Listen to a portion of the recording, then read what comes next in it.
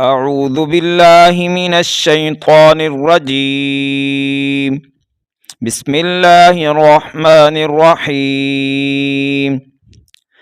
يا بني إسرائيل اذكروا نعمتي التي أنعمت عليكم وأني فضلتكم على العالمين.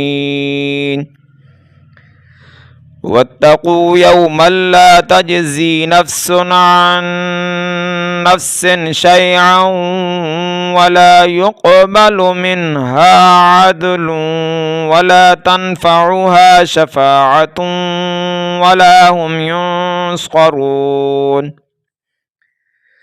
وإذ ابتلى إبراهيم ربه بكلمات فأتمهن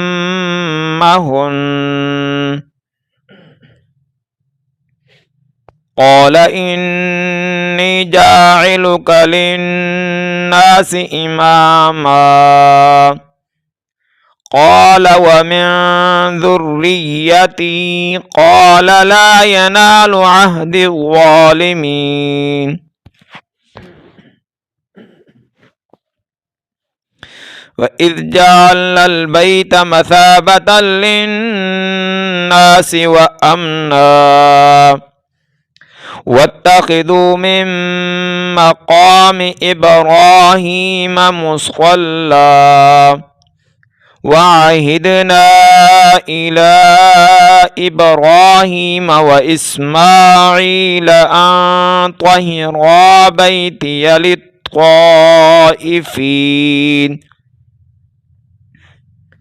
للطائفين والعاكفين والركع السجود. وإذ قال إبراهيم رب اجعل هذا بلدا آمنا وارزق أهله من الثمرات من آمن منهم بالله واليوم الآخر قال ومن كفر فأمتعه قليلا ثم أضطره إلى عذاب النار وبئس المصير. وإذ يرفع إبراهيم القواعد من البيت وإسماعيل ربنا تقبل منا إنك أنت السميع العليم.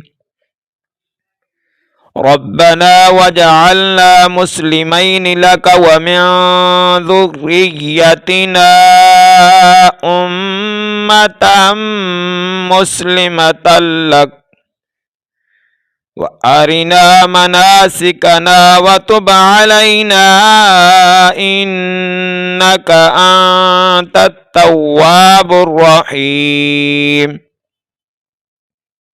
ربنا وابعث فيهم رسولا منهم يتلو عليهم آياتك ويعلمهم الكتاب والحكمة ويزكيهم إنك أنت العزيز الحكيم. صدق الله العظيم.